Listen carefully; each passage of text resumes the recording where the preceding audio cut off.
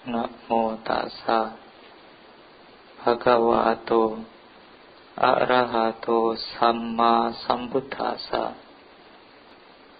Namo tassa bhagavato arahato samma sambuddhassa. Namo tassa bhagavato arahato samma sambuddhassa. Susubhang vata jiwama verinesu averino verinesu manusesu viharama averino ti.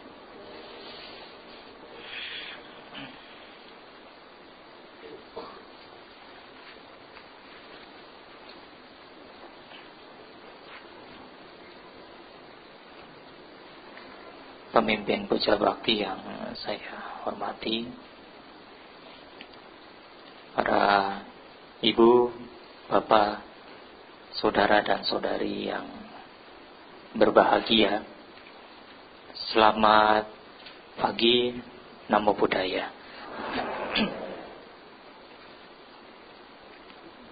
Ya, berbahagia pada kesempatan pagi hari ini, ya, Anda semua, umat Wihara Jakarta Dhamma Cakra Jaya, baik yang sudah rutin datang ke sini ataupun yang sesekali datang ke sini, maupun yang baru pertama kali datang ke sini, ya, saya ucapkan selamat datang di Wihara Dhamma Cakra Jaya Jakarta Dhamma Cakra Jaya.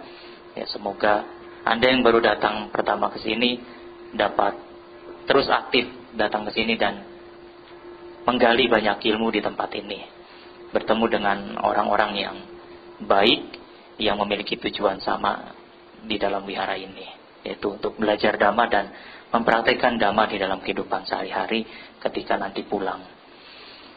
Ibu, bapak, saudara, seperti yang sudah Anda semua mungkin dapatkan, Anda baca di buletin Dhamma Cakaya atau BD. Pada kesempatan pagi hari ini, saya akan membawakan satu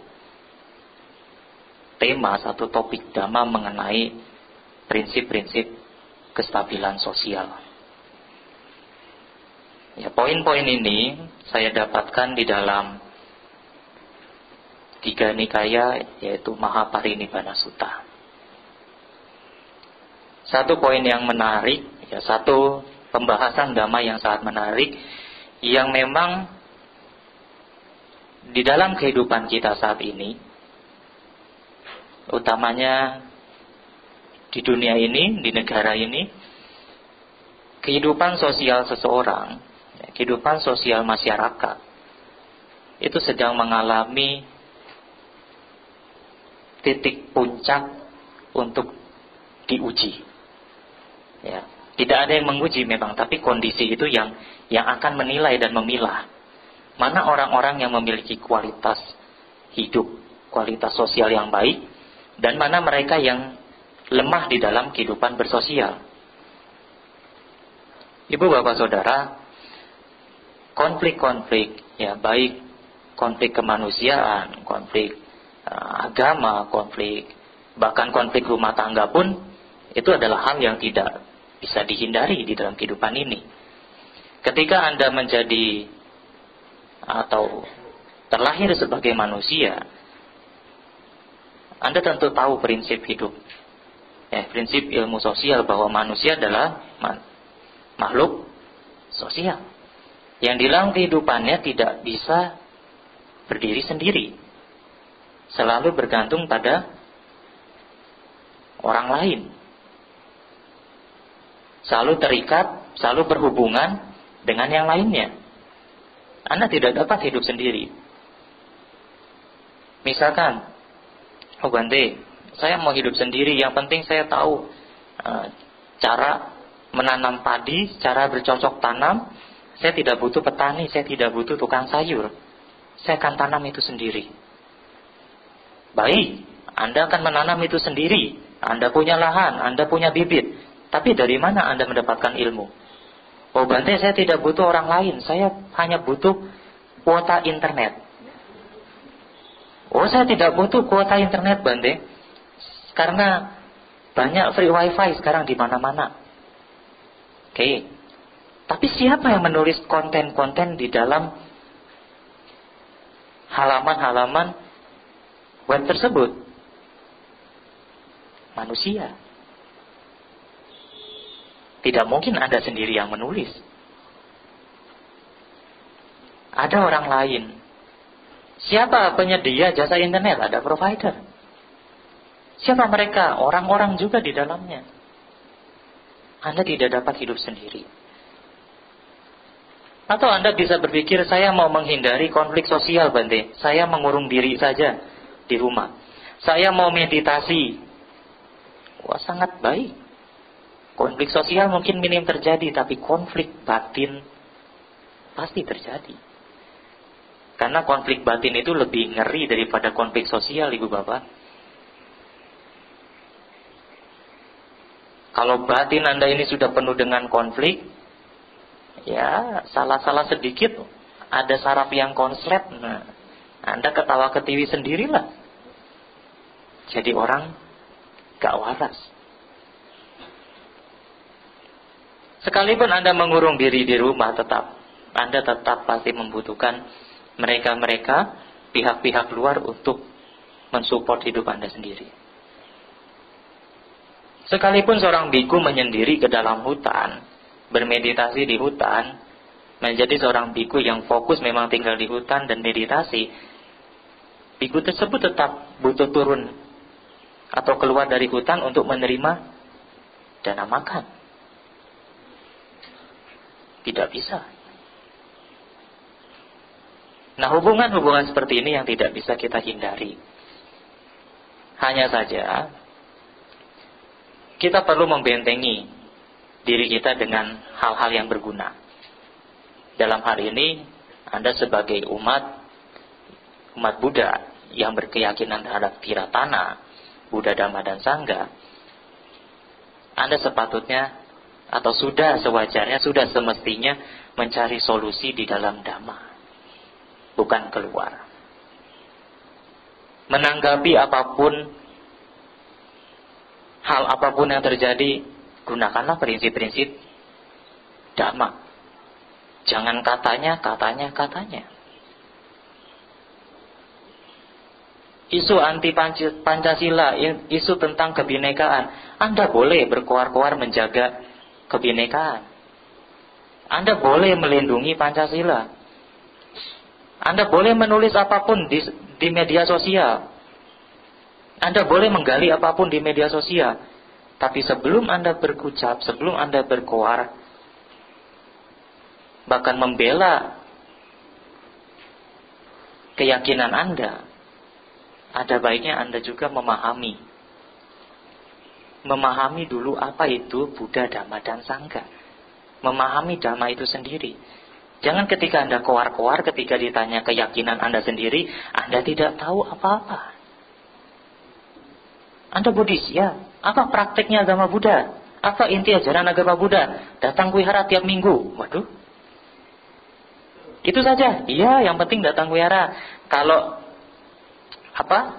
datang tepat waktu itu baik. Kalau datangnya telat bagaimana? Minimal masih dengar suara bantainya ketika ceramah. Kalau tidak sama sekali bagaimana? Minimal masih sempat baca etawata. Kalau tidak sempat etawata bagaimana? Minimal namakara sama Buddha Rupang di rumah pun bisa. Apakah Anda menjadi umat Buddha hanya sebatas hal-hal seperti itu? Anda harus benar-benar memahami. Kalau Anda benar-benar memahami, Anda membela, Anda maju kemanapun, Anda sudah membentengi diri Anda dengan hal yang berguna. Nah, Ibu Bapak Saudara, berlatar belakangkan kisah yang ada dalam kejadian pembahasan yang akan saya berikan dalam hal ini, di mana ketika bangsa Ricawi akan diserang, Perdana Menterinya siapa itu, Ajatasattu datang menjumpai Sang Buddha. Nah, Sang Buddha tidak langsung menanggapi apa yang akan dilakukan saat itu, yaitu menyerang bangsa Licawi, tidak. Melainkan Sang Buddha membuka satu diskusi, bagaimana sebuah bangsa menjadi besar, bagaimana sebuah bangsa kehidupan sosialnya sangat baik sehingga menjadi kuat. Nah, di dalam hal itu, di dalam uraian tersebut disebutkan 7 poin tentang bagaimana seseorang dapat hidup seimbang, memiliki keseimbangan di dalam kehidupan bersosialnya. Karena tidak dapat dipungkiri, kembali lagi ke awal, kehidupan sosial, berhubungan dengan orang lain, itu tidak dapat dihindari. Ya. Satu kenyataan yang tidak dapat kita hindari adalah, yaitu keberagaman itu akan selalu ditemui dimanapun berada. Ya, bahkan Butan Tular pun sudah jauh-jauh waktu menyatakan hal tersebut. Ya, Bhinneka Tunggal Ika Tanhana Dharma Mangrua. Berbeda-beda tetap satu. Siwa Buddha berbeda, tapi tidak ada kebenaran yang bermuka dua. Kebenaran apa? Ya, kalau menurut Dhamma, kebenaran tentang setiap makhluk tidak ingin menderita. Jadi jangan melukai, jangan menyinggung, jangan merusak kehidupan orang lain. Kalau Anda sudah tahu semua makhluk tidak ingin menderita, jangan bikin orang lain menderita. Teorinya sederhana. Prakteknya bagaimana, Ibu Bapak? Wah, susah. Coba Anda puja bakti, duduk sebelahnya orang yang Anda tidak senang, damanya nggak masuk. Anda bisa lulus, duduk, bertahan sebelah-sebelahan sampai puja bakti selesai saja, itu sudah bisa dipuji. Wah, kesabaran menahan emosi untuk tidak mengeluarkan sepatah kata yang menyinggung si dia, itu sudah dipuji. Damanya bisa masuk, bisa dengar apa yang disampaikan, itu double pujiannya. Anda bisa senyum sama dia, senyum tulus, luar biasa. Senyumnya senyum pelit, udah. Buat apa? Nah, cuman masalahnya, Anda so pikir, oh itu sulit Bante, oh itu masih jauh. Yang sulit, yang jauh, itu karena Anda tidak membiasakan diri. Coba Anda ketemu orang yang tidak Anda sukai, senyum aja, nggak usah sapalah senyum. Berarti nanti orangnya malah kepedean dan bla bla bla bla bla. Anda itu terlalu banyak memikirkan kemungkinan-kemungkinan, selalu menimbang ini itu, akhirnya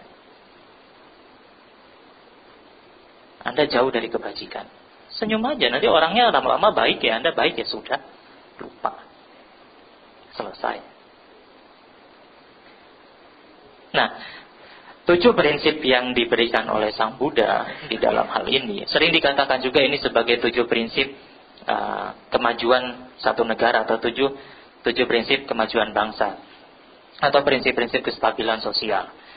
Yang pertama adalah, poin pertama, seringkalilah mengadakan pertemuan. Betul ya? Nah, sering mengadakan pertemuan. Ibu, bapak, saudara, kalau kehidupan sosial Anda mau berjalan dengan baik, kalau mau keluarga Anda berjalan dengan mulus, minim yang namanya konflik, kerap kalilah mengadakan pertemuan. Kita jangan berbicara negara atau bangsa. Satu keluarga di satu rumah, jarang ketemu saja, mudah terkena konflik kan? Antara anak dengan orang tua, istri dengan suami, orang tua dengan anaknya, itu mudah terjadi kesalahpahaman. Memang zaman sekarang dipermudah. Teknologi itu sudah bukan hal yang tabu lagi buat kita. Menjadi ramah dengan kita, dekat sekali. Tidak perlu kita tatap muka langsung, dengan teknologi semua terselesaikan. Tapi kemudahan-kemudahan tersebut belum Anda gunakan dengan semaksimal mungkin, belum Anda pahami dengan baik, yang akhirnya malah menjadi alat penyebab konflik. Media sosial, gadget-gadget itu kan barang-barang netral. Yang menyebabkan itu sebagai sumber konflik, sumber ketidaknyamanan adalah usernya. Handphonenya boleh smartphone, tapi usernya belum tentu smart.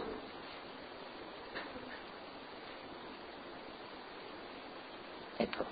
Kerap kali mengadakan pertemuan secara langsung, karena ketika Anda bertemu langsung, di sana Anda mengetahui respon orang tersebut. Kalau cuman lewat WA, hahaha senyum-senyum, ya kan pakai emot kan? Di belakangnya aslinya belum tentu dia senyum. Gimana kabarnya? Baik. Oh, baik, luar biasa. Padahal utangnya numpuk. Menurut dia utang yang numpuk itu masih baik-baik saja. Atau sudah makan? Biasanya kan kalau orang tua ke anak tanya, sudah makan belum? Sudah ma, sudah pak. Padahal anaknya belum makan. Demikian juga dengan kehidupan yang lebih luas. Dengan kelompok lain. Bagaimana antara kelompok satu dengan kelompok lainnya tidak rentan konflik? Sering-sering kalilah mengadakan pertemuan. Ya, kalau kita lihat pertemuan lintas agama, lintas komunitas, itu sangat baik. Di sana terjadi pertukaran ilmu, informasi. Maka kebenaran-kebenaran pun akan didapat dari sumbernya. Apalagi sekarang zaman berita-berita yang hoax, palsu. Kita cuma baca ini, baca itu. Kita jadi korban berita.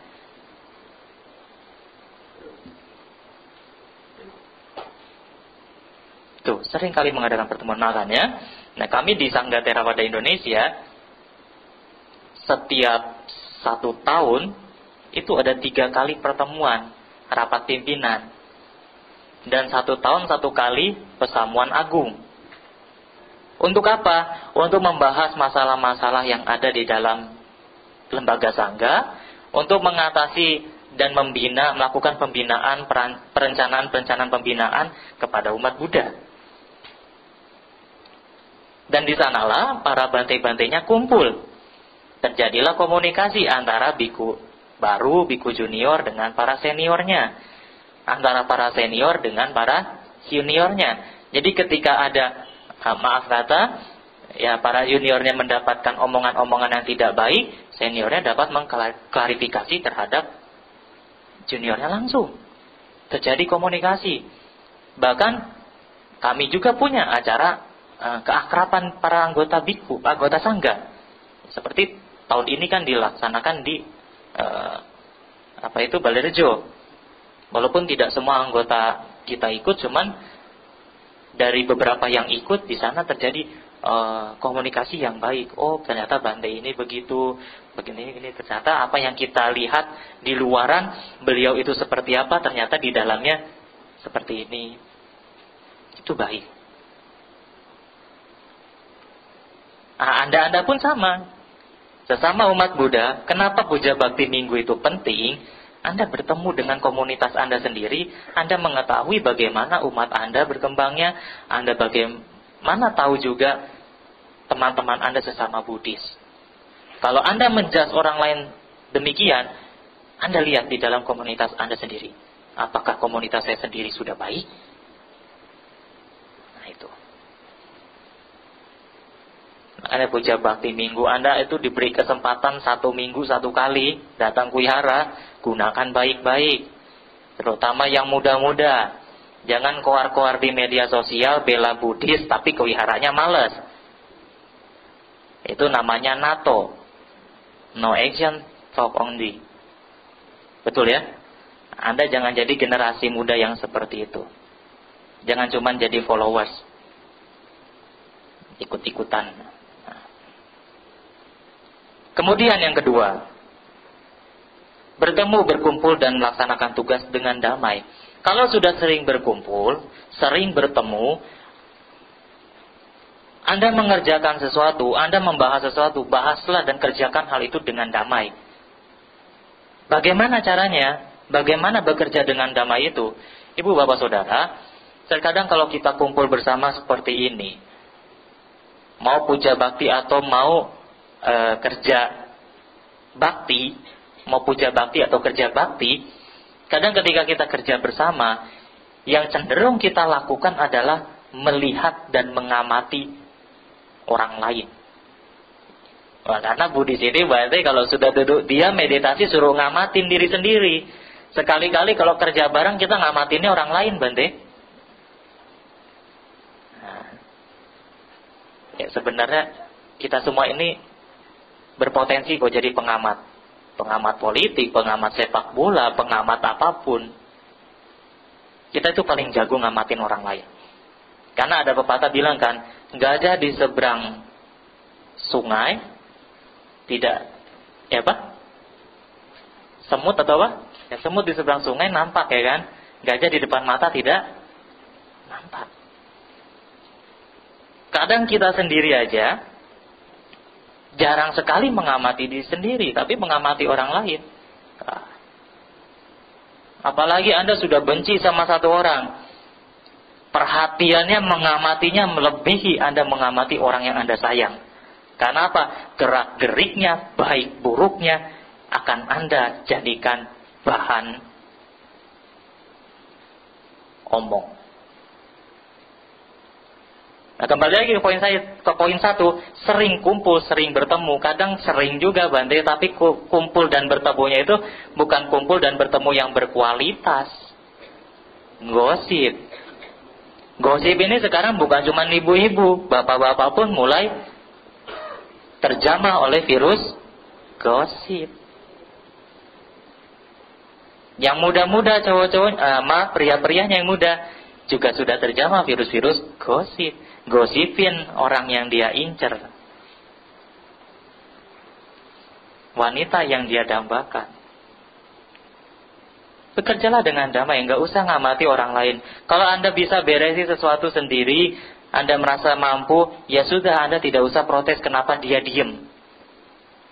Kalau Anda melihat wihara ini kotor, Anda bisa ambil sapu, Anda bisa bersihkan halamannya, ambil sampah yang kecil, Anda masukkan ke tong sampah, ya sudah. Anda tidak mesti mengkritiki pekerja-pekerja di wihara ini atau daya kasabah. Apa yang Anda bisa lakukan, hal-hal kecil lakukan. Nanti ketika 1, 2, 3, 4 sampai belasan orang melakukan hal tersebut, yang lain pun akan meniru. 1, 2, 3, 4 puluhan orang tidak melakukan, cenderung cuek, maka semuanya pun akan cuek.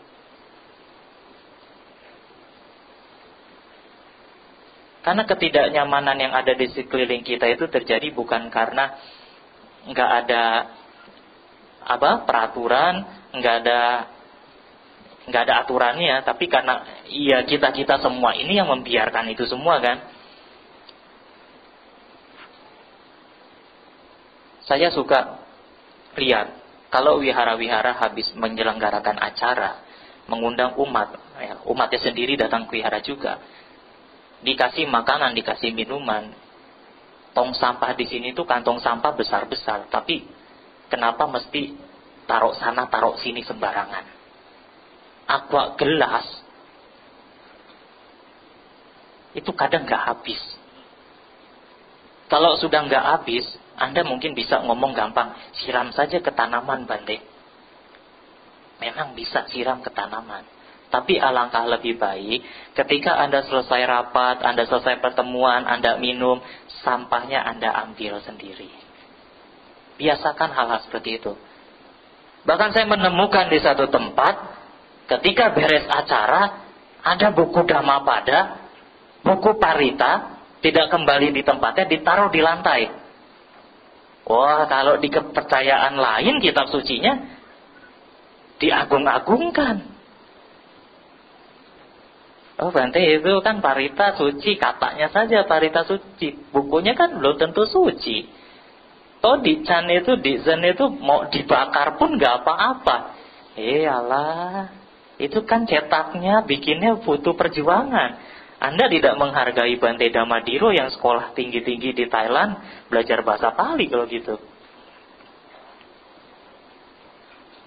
Termasuk naskah Dhamma. Kalau ada paritanya, biasanya biara-biara kalau ada acara hari raya, ada buku acaranya itu, ada selembarannya. Mulai saat ini coba Anda biasakan. Jangan protes, itu urusan pengurus, urusan pekerja wihara. Jangan, Anda lakukan sendiri. Nah, kalau semuanya bekerja dengan damai seperti itu, tidak mengomentari, tidak mengamati yang lain, Bu Bapak, rasanya hidup ini tuh adem. Kehidupan sosial ini akan damai. Kehidupan sosial ini akan stabil. Satu dengan yang lainnya tidak ada saling menyalahkan, tidak ada saling menuduh. Itu seorang Buddhis yang sejati. Nah, kemudian yang ketiga, tidak menetapkan apa yang belum ditetapkan dan tidak meniadakan apa yang sudah ditetapkan, melainkan meneruskan apa yang telah ditetapkan. Intinya apa? Apa yang sudah Sang Buddha anjurkan untuk Anda semua sebagai seorang umat awam, ada aturan hidupnya. Ada rule-nya, ada aturannya. Ini loh, kalau umat awam, seminimal-minimalnya 5 Pancasila yang dilakukan. Kalau sama Nera 10, umat awam sesekali juga melatih 8 sila. Kalau biku 227. Apa yang sudah diberikan, dianjurkan, jangan Anda korting. Contohnya, sila pertama, melatih diri menghindari pembunuhan makhluk hidup. Bante, yang besar-besar oke lah, gak usah. Tapi kalau nyamuk susah Bante, nanti saya sakit. Gak apa-apa ya Bante, ada tawar. Nanti dari nyamuk, apa? Kecoa Bante. Nah, saya takut kecoa. Dijik Bante, dipukul gak apa-apa lah Bante, membantu dia untuk terlaki cepat-cepat. Nah, itu prinsip gitu jangan dipakai. Membunuh dalam kondisi apapun itu tidak dibenarkan. Bahkan kalau Anda seorang tentara, Anda perang, Anda tembak-tembakan, Anda hadap-hadapan sama musuh, Anda tembak dia, Anda selamat, keluarga Anda selamat, bagus itu. Tapi membunuhnya tetap. Nyamuk kecil, usaha yang digunakan kecil juga. Cetana yang ditekankan ke hal itu pun mungkin tidak besar. Tapi kalau Anda senang, pakai paket nyamuk kan kletek. Oh happy kan, apalagi bau-baunya, enak deh. Itu lebih senang. Kesenangannya lebih besar. Ya membunuhnya pun atau kama yang ditimbulkan pun lebih besar. Tergantung seberapa senang Anda melakukannya. Atau zaman nggak tahu anak-anak sekarang suka nangkepin laler pakai plastik nggak? Kumpulin, beli 10 berapa kan? Nanti diikat, besok baru dilepas, kelayangan mati. Ya dulu saya mengakui, dulu saya suka gitu juga. Nangkepin laler, nggak tahu buat apa itu. Dimakan aja enggak, ya kan? Nanti sila kedua, mencuri, dipotong-potong, itu pun nggak boleh. Nanti yang sila ketiga, Bante itu kesian janda anak 5. Kalau saya nggak nikahi kesian anaknya, nggak apa-apa lah Bante. Kalau istri Anda setuju ya silakan saja. Ya. Atau, Bante itu kesian masih muda nggak laku-laku, mending sama saya aja. Ya. Atau Anda diam-diam dengan yang lain. Gak apa-apa lah Bante. Gak apa-apa lah Bante. Atau, gampang lah nanti hari Minggu seminggu sekali minta sila kan Bante, bersih. Umat Buddha gak ada sistem begitu. Ya. Ada catatannya nanti, gak tahu siapa yang nyatet. Tabungannya ada. Memang gak ada pajak, tapi tabungannya pasti. Kemudian sama, berbohong. Berbohong demi kebaikan, kan suka dengar gitu ya. Berbohong yang putih, agama Buddha tidak mengenal hal tersebut. Anda berbohong, Anda senang berbohongnya apa senang baiknya? Itu saja. Berbohongnya tetap berbohong. Minum minuman keras, mabuk-mabukan. Yang penting nggak mabuk. Salah, bunyi Pancasila itu kan tidak minum dan makan makanan yang menyebabkan lemahnya kesadaran. Bukan tidak makan atau minum sampai mabuk. Ada orang yang jago minum mungkin 1 kerat aja nggak mabok-mabok. Nah, hati-hati. Jadi tidak mengurangi hal tersebut. Menetapkan juga harus secara bersama-sama. Memang di dalam sangga ada peraturan-peraturan yang di luar winaya. Tapi itu ditetapkan secara bersama. Duduk bersama. Misalkan di Sangga Theravada Indonesia bikunya tidak boleh ditato. Di Sangga Theravada Indonesia bikunya tidak boleh mengendarai kendaraan bermotor. Di Sangga Theravada Indonesia bikunya tidak boleh merokok. Bla bla bla bla bla, banyak lagi. Itu ditetapkan secara bersama. Tidak menetapkan apa yang belum ditetapkan, artinya menetapkan secara bersama-sama, jangan hanya sebelah pihak. Demikian Anda berumah tangga, kalau mau mengambil keputusan, ya duduk bareng-bareng, suami istri dengan anak-anak kalau bisa. Jangan main, saya pemimpin keluarga, Bande. Saya berhak. Wah, itu akunya udah tinggi. Nanti istrinya bilang, gaji kamu lebih kecil dari saya yang menentukan. Wah, sekarang ini banyak suami-suami takut istri. Karena istrinya itu nggak mau jadi ibu rumah tangga, kerja juga. Kenapa, Bande? Karena takut ditindas suami. Kalau saya ditindas suami, saya punya harta sendiri, Bante. Pergi aja. Wah, saya masih bisa operasi plastik, kulit saya kencang lagi, banyak yang mau sama saya. Sudah gawat, itu perpecahan itu. Nah, nanti di rumah tembak-tembakan. Anda boleh tembak-tembakan, tapi download di handphone saja. Jadi perang sama suami, ayo main, cepat. Kita tembak-tembakan. Itu yang ketiga. Kemudian yang keempat, menghormati dan menghargai setiap tetua atau para senior. Ibu bapak, bangsa atau komunitas yang akan berjaya, bertahan lama, manakala komunitas atau bangsa tersebut masih menghormati para tetuanya. Tidak melupakan para tetua. Nah, ini berhubungan dengan yang nomor berapa itu? Nomor 6. Jadi nomor 4 dengan nomor 6, menghormati tetua para leluhur, para sanak keluarga yang sudah meninggal. Kalau Bung Karno pernah bilang jas merah, jangan melupakan sejarah. Jangan melupakan para pendahulu-pendahulu kita, para senior-senior kita. Karena tanpa mereka, Anda belum tentu ada saat ini. Anda belum tentu mengenal Dhamma, Anda belum tentu dapat mendengarkan Dhamma dengan senyaman ini, dengan sebaik mungkin. Walaupun beberapa ada yang di luar-luar, tapi masih ada seliwir-seliwir angin yang masih sepoi-sepoi. Ketimbang Anda dengerin Dhamma di daerah yang rawan konflik, baru dengerin Namo Buddhaya, rudalnya syum. Baru dengerin Namo Tassa, duar. Apa enak? Nanti suara tembakan, tidak nyaman. Anda sudah nyaman di sini.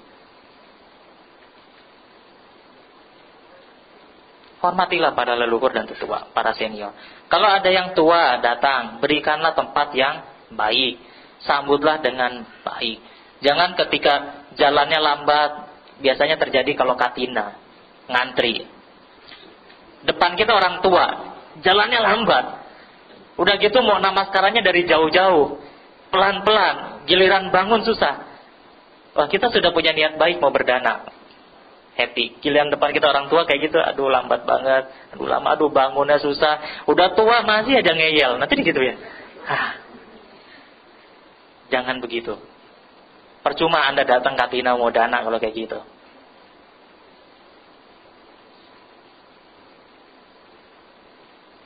Udah tua, nanti apalah, hidup lagi. Nah, itu kasar itu. Kasar. Karena biar gimana pun yang tua itu menang duluan. Betul tidak? Yang tua itu menang duluan ya. Ini yang tua denger nggak? Yang tua itu menang duluan. Kenapa? Hidupnya lebih dulu. Yang muda itu belum apa-apa. Orang tua bilang yang tua itu sudah banyak makan asam garamnya kehidupan. Padahal sekarang suruh makan asam garam nggak mau. Ya asam banget, asin. Demikian juga dengan leluhur. Kenapa di Buddhis itu ditekankan selalu patidana? Nah, karena ini dalam upaya menghormati mereka. Kalau kita menghormati setiap leluhur, kalau di Sutta dikatakan para waji atau licawi ini senantiasa menghormat meja-meja atau altar-altar para waji yang sudah meninggal. Nah, di dalam kita ya, kita senantiasa menghormati. Orang keturunan, ya budaya Tionghoa mengajarkan banyak hal untuk menghormat para leluhur. Makanya 1 tahun itu kan spesial, banyak sembayang-sembayang ya. Ada berapa? 6 ya. Banyak sekali. Ketika sembayang ini, sembayang itu pasti hubungannya dengan para leluhur. Ya, Cit gue pun ya itu untuk para leluhur yang katanya pintu neraka dibuka, ya, masuk apa keluar, nanti suruh masuk lagi. Orang udah keluar dari tempat yang menderita, mana mau masuk lagi sih? Nah, ya. Jadi kalau Anda yang sekarang ada yang keras kepala, susah dibilangin, hidupnya susah atur, nah itu mungkin adalah makhluk-makhluk yang saat cit gue nggak balik lagi.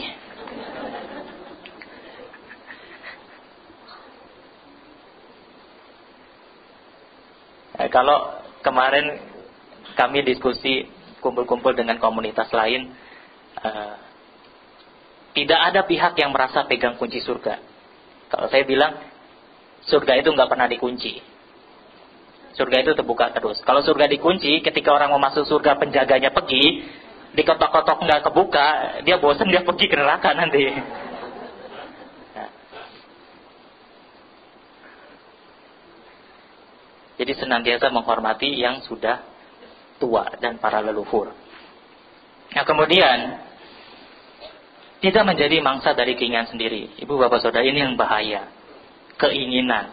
Buddhis ini banyak sekali berbicara tentang seni mengolah keinginan. Di mana kita melihat nafsu keinginan ini adalah penyebab hidup kita itu tidak seimbang. Penyebab ketidakstabilan sosial terjadi di mana-mana. Kenapa banyak konflik? Kenapa kehidupan sosial kita selalu bergejolak? Karena ada kepentingan pribadi yang muncul. Yang kadang itu kita tidak lihat. Yang kadang kita ikut terkompor-kompor, ikut kebakar-bakar, ikut emosi. Nah, ketika Anda emosi, ketika Anda terbawa, pihak-pihak itu menjadi senang. Sebenarnya dengan adanya media sosial saat ini, Anda didirect, Anda diarahkan untuk terkelompok, terkotak-kotak. Sadar tidak sadar, Anda diarahkan untuk menjadi partisi-partisi kecil, kelompok-kelompok kecil. Apa buktinya? Ketika Anda pakai Facebook atau Instagram, contoh Instagram, Anda posting foto, atau Anda lihat foto-foto yang ada, Anda cenderung melike akun-akun tertentu kan. Anda senang mana Anda like, Anda nggak senang nggak like. Bahkan Anda mencemooh. Di sana Anda didorong untuk menjadi penyuka akun-akun tertentu, terkelompok-terkelompok, komunitas tertentu. Nah ini yang bahaya. Di media sosial, kalau Anda posting hal-hal yang berkenaan dengan drama, yang like-nya, yang sukanya sedikit. Tapi kalau Anda posting foto selfie Anda sendiri, yang like-nya banyak. Saya mengalami, saya pakai Facebook dan Instagram. Saya suka posting di Instagram. Kalau saya posting kata-kata yang bagus, kutipan Sutta, like-nya tidak pernah lebih dari 100 atau 200. Tapi kalau saya posting foto saya sendiri, like-nya bisa sampai 200 lebih dan 300.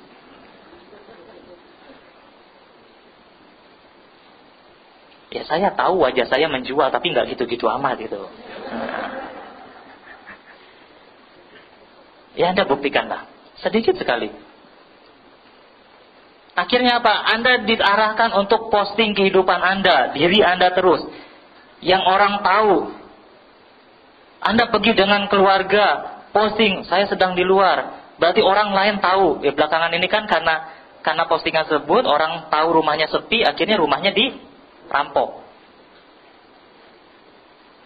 Update status, hari ini menyebalkan.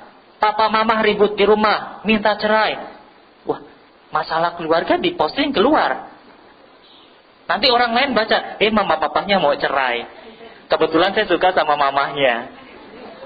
Mamanya kaya lagi, deket-deket. Wah.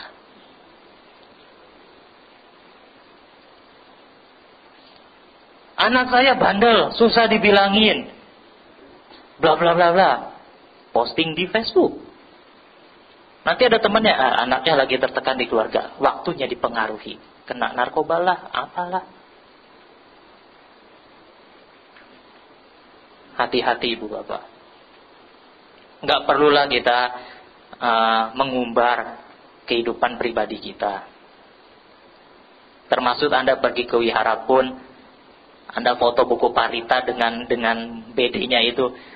Nah, hari Minggu ke Dhamacaka mendengarkan dhamma. Penuh pencerahan, hati tenang, pulang damai. Padahal ketika dengarkan dhamma, nggak damai sama sekali. Panas bantai di luar kena matahari. Buat apa? Karena kualitas batin Anda itu tidak diukur dari seberapa banyak orang melike postingan Anda. Itu. Dan yang terakhir, yang ditekankan adalah bagaimana Anda mau memberi. Memberi ini sangatlah penting. Kalau usia Anda 1 sampai 22, masa-masa Anda sekolah dan masih tinggal di rumah, Anda masih banyak menerima sesuatu dari orang tua. Itu masanya Anda menerima. Tapi ketika Anda lulus kuliah, Anda kerja, itu tahap awal di mana Anda harus memberi. Karena Anda sudah kenyang menerima, Anda waktunya memberi. Semakin tua Anda harus semakin berpikir, apa yang harus saya berikan ke orang lain. Karena sadar, hidup saya tidak selamanya. Itu yang harus Anda pikirkan. Kalau Anda suka memberi, orang akan tahu Anda. Artinya apa? Bukan kita ingin dikenal, bukan. Karena secara tidak langsung, secara alami, ketika Anda banyak memberi pun Anda akan dikenal. Cuman, ketika Anda banyak memberi, Anda dikenal. Ketika Anda banyak kesulitan, banyak orang yang menolong. Anda tidak boleh berharap Anda dikenal. Tapi itu secara alami terjadi. Oh, berarti saya memberi tidak mengharap dikenal kok. Saya tidak mengharap untuk tidak dikenal pun itu sudah pengharapan. Paham tidak? Anda berharap untuk tidak dikenal pun itu sudah pengharapan. Jadi bagaimana? Ya memberi sudah sebatas, sudah sewajarnya dilakukan. Ya, kerap kali dikasih contoh kalau memberi itu ibarat buang air besar. Habis buang langsung disiram. Tidak Anda lihat mana kangkungnya, mana jengkolnya, enggak. Siram. Demikian juga kemarin saya dapat perumpamaan bagus. Tapi maaf, agak sedikit nyeleneh. Kalau Anda mau mencari kebenaran, Anda mau menunjukkan kebenaran, perumpamannya itu ibarat Anda, maaf, kalau habis buang air besar kan dibersihkan ya. Ada yang pakai tisu, ada yang pakai showernya kan. Nah, kalau pakai tisu ya, atau masih cara tradisional kan, pakai tangan, itu ya jangan sampai dikorek-korek terlalu dalam. Yang keluar apa? Saking Anda pengen bersih, maaf, yang keluar apanya? Ya, yang kuning-kuning lah ya kan. Nah, kalau Anda mau mengkorek kebenaran, jangan terlalu mengkorek-korek semakin dalam, yang ada itu akan menjadi hal menjijikan. Gitu ya, Anda terjemahkan sendiri yang ngerti lah. Nggak enak soalnya di Dhamacaka direkam, nanti didengar orang lain. Nah, inilah 7 poin ya, yang dapat Anda praktikan di dalam kehidupan sehari-hari. Ya, di sini Anda dipermudah. Anda sudah dapat selembarannya, Anda bisa bawa pulang, Anda bisa buka di websitenya Dhamacaka, Anda dengarkan lagi ceramahnya, Anda ingat-ingat lagi. Bahkan ketika Anda mungkin nanti di akhir tahun, menjelang pergantian tahun, Anda putar semua rekaman ceramah yang ada di websitenya Dhamacaka, Anda refleksikan lagi, sudahkah Anda melakukan apa yang sudah Anda dengar di wihara ini? Nah, kalau sudah, contohnya 7 hal ini, maka Anda tidak akan pernah takut kemanapun Anda pergi. Jangan mengurusi yang di luar kehidupannya seperti apa. Kita boleh berpendapat, tapi berpendapatlah dengan ilmu, dengan bijak. Jangan berpendapat hanya dengan katanya-katanya, sekedar berkoar-koar. Karena kalau Anda berilmu, kemudian Anda sudah membuktikan ilmu tersebut, orang yang berilmu itu tidak mudah goyah, tidak mudah goyang. Tapi orang yang tidak berilmu, orangnya mudah dipengaruhi. Dan dia bisa menjadi bagian dari konflik yang ada di lingkungannya. Nah, Ibu Bapak Saudara, selamat buat Anda semua yang masih memiliki kebajikan sehingga dapat datang ke wihara pada pagi hari ini mendengarkan uraian Dhamma. Ya, semoga dengan apa yang Anda dapatkan di hari ini menjadi satu motivasi, dorongan untuk 1 minggu ke depan sampai nanti mendengarkan Dhamma-Dhamma yang lainnya dan membawa Anda pada pencerahan. Sabe sata bontu sukitata, semoga semua makhluk hidup berbahagia. Sadhu, sadhu, sadhu.